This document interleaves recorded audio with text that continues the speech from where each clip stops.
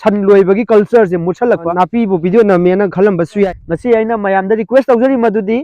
sana thoibiga ni aina mayam aina leijari se sa san loibiri ba ichili naw mayam law sing loigra kan san thadoga san loibase masi tawbiga no san thadorok pasina maram moir kan migi farm nung da changaga adagi inkhol da changaga mana masing chathok piram mara leijada ba kesu khangjada ba san lopu na boiro adagi inkhol dugi owner hai tare mayam duna makoi da harassment tawbiba pubi ba chaibiba mase masi sandugi mara nate masi gi napi se manipur da phangba napi nate ahan boina try tawgi haiduna aizu अखोई की लमदम सिदा पुसनजरा सासन लोरिबा ngaगी करिगी अखोई की असंग मना मसिंग चाबा जीव पानबा सिंग गिदमक खल्लगा मसी मपानददी अदुगी मतिक याम कानबा पोसामा ओइग्रे अखोई मणिपुर दजु मसी कानबा याब्रा येंगे हादुना आइना टेस्ट तौनबा गिदमक आइना अखोई की लमदम सिदा पुसनजरकपनी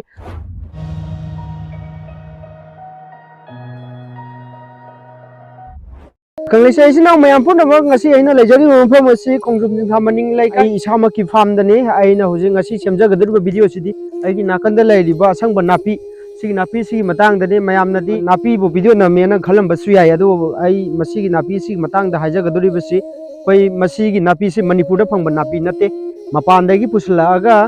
koi hojikti mafam khara dasu thaba ure adu masi aina thaba matam dadi supna khaki कोई का मुखक छांगबा मसे अमखतने इना थाजगी बसे हौजिक्ति पांबी अमखक थागी बसिना सिदा लेरि बसिना मयाम यंगबियो अदो मयाम दा आइना हाइजनिंग बदी मसी सक्सेस होइरे पांबी अमखक थाबना सुमाइना लोंथ्रोपनि सिगी पारेंग सिदा लेइसे पांबी अमा अनि अहुम खतनी लेइसे अदुगी मति पांबी अहुम का मुखक छांगबा टेक तुमना लोंथोरिबा मयाम से मयाम यंगबियो अदु मसी पाक्सना थारगदी अदुगी मति प्रॉफिट लेबा आबदी यामना थुना चावबा याम ग्रोथ लेबा अदुगुम नापी मखलमनी अदु mayamna nungsibiduna haiba napi asi char pamagasu masi aingonda gi lobbiba yagani mayam si aingonda huji ka aga mayam char pamagasu kalam semna bagidamukta char pamagasu aingonda contact tawbiro aigi phone number 70051542 7005154244 ai samaki milan sapam cha haiba contact number asida contact tawbiraga napi asigi in detail su lobbiba yagani magi thabagi timing adagi mataw koramna thagada ga habu खंगगना खंगे खंद्रगदी आइगोंदा हंबिरा कांदुदा मयाम मसिगी हाइबा नापी सिगी मटांगदा मयामना खंबिउ हाइबा वाहे साजगे अदुगा याम मरुइना मसिगी कानबसे हौजिक्ति मना मसिंग चाबा जीवा हाइतारे सासन इरोय सगोल हामेंग लोइबा हौजिक्ति हामेंग से farm याम चाउना तौनरे हौजि मणिपुर दसु हामेंगी God farming तौदना हौजि मफम खरा दसु संतोरे हाइबा मयाम मसिगी नापी से मसिगी नापी सिना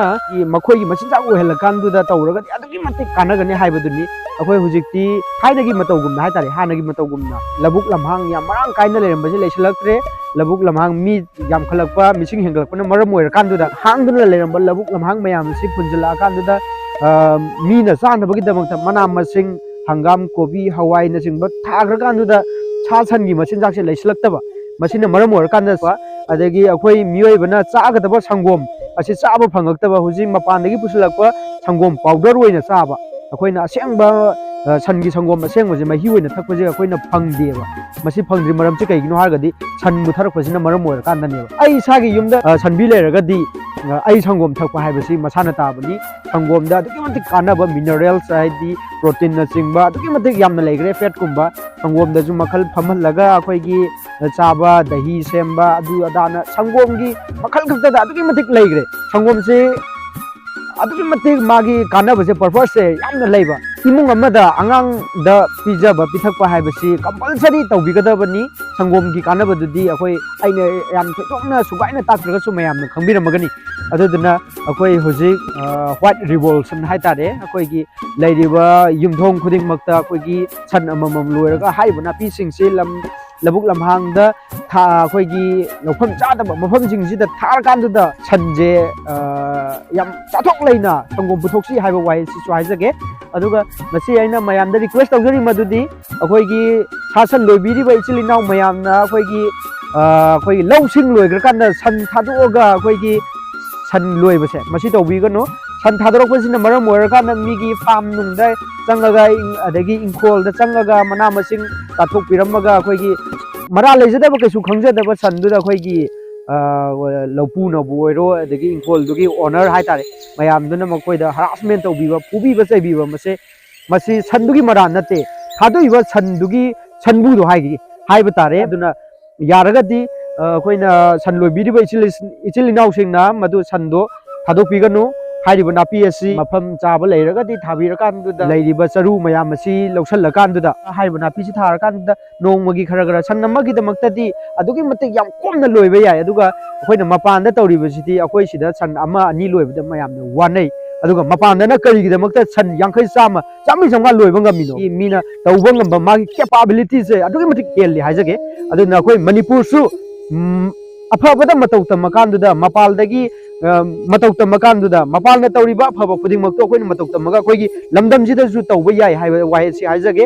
ꯀꯪꯂꯩꯆꯥ ꯌꯨꯇ꯭ꯌꯨꯕ ꯆꯦꯅꯦꯜꯒꯤ ꯃꯤꯂꯟ ꯁꯥꯐꯝ ꯆꯥꯅ ꯁꯦꯝꯖꯔꯤꯕ ꯚꯤꯗꯤꯑꯣ ꯑꯁꯤ ꯃꯌꯥꯝ ꯅꯨꯡꯉꯥꯏꯕꯤꯔꯒꯗꯤ ꯁꯕꯁꯀ꯭राꯏꯕ ꯇꯧꯕꯤꯔꯝꯃꯨ ꯂꯥꯏꯛ ꯇꯧꯕꯤꯔꯝꯃꯨ ꯑꯗꯨꯒ ꯃꯤꯄꯨꯝ ꯈꯨꯗꯤꯡꯃꯛꯇ ꯑꯩꯅ ꯉꯁꯤ ꯍꯥꯏꯖꯔꯤꯕ ꯋꯥꯍꯩꯁꯤꯡ ꯑꯁꯤ ꯃꯤꯄꯨꯝ ꯈꯨꯗꯤꯡꯃꯛꯇ ꯁꯦꯌꯔ ꯇꯧꯕꯤꯗꯨꯅ ꯈꯪꯗꯅ ꯂꯩꯔꯝꯕ ꯈꯨꯗꯤꯡꯃꯛꯇ ꯍꯥꯏꯔꯤꯕ ꯅꯣꯂꯦꯖꯁꯤꯡ ꯑꯁꯤ ꯁꯦꯌꯔ ꯇꯧꯕꯤꯌꯨ ꯍꯥꯏꯗꯨꯅ ꯍꯥꯏꯖꯔꯤ ꯃꯁꯤꯒꯤꯗꯃꯛꯇꯗꯤ ꯀꯪꯂꯩꯆꯥ ꯌꯨꯇ꯭ꯌꯨꯕ ꯆꯦꯅꯦꯜꯒꯤ ꯃꯤꯂꯟ ꯁꯥꯐꯝ ꯆꯥꯅ ꯃꯌꯥꯝꯗꯒꯤ ꯀꯥꯏꯅꯅꯕ ꯌꯥꯊꯪ ꯅꯤꯖꯔꯤ ꯃꯌꯥꯝ ꯅꯨꯡꯉꯥꯏꯕꯤꯔꯒꯗꯤ ꯑꯩꯒꯤ ꯃꯈꯥ ꯇꯥꯕ ꯚꯤꯗꯤꯑꯣ ꯉꯥꯏꯗꯨꯅ ꯂꯩꯕꯤꯌꯨ ꯍꯥꯏꯕ ꯋꯥꯍꯩ ꯑꯁꯤ ꯍꯥꯏꯖꯔꯒ ꯃꯌꯥꯝ